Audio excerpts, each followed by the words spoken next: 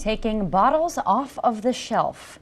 Good evening. I'm Madeline Overturf. And I'm Charlie Sakaitis. Welcome to our News at 6. We begin tonight with a tariff on alcohol.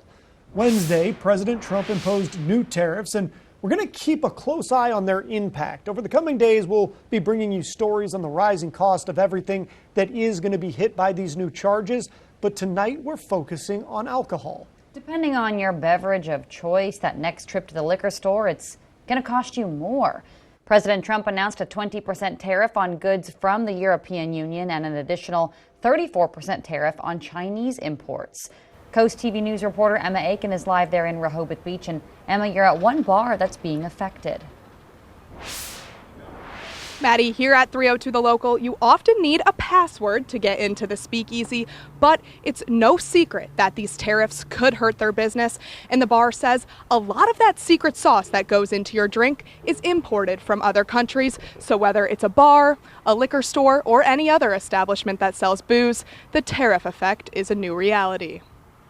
Foreign liquors on the shelves.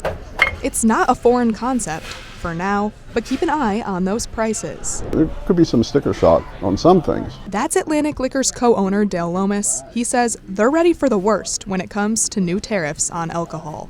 Rehoboth Beach is the nation's summer capital. So if the capital is in turmoil, so is the nation's summer capital. That means your favorite foreign wine, tequila, and beer is all going to cost you more. I know that he had threatened French wine, enormous tariff on that.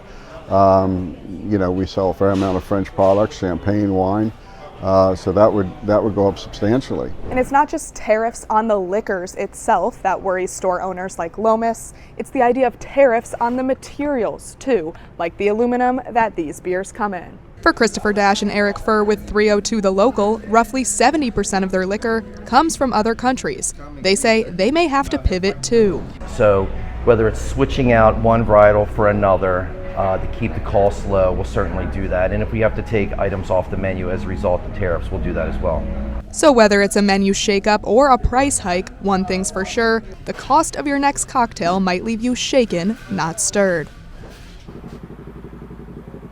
Both of the business owners we spoke with say one of the main issues is just how confusing this all can be, understanding when the tariffs are on, when the tariffs are off, from which countries, and the percentages of everything. Live in Rehoboth Beach, Emma Aiken, Coast TV News.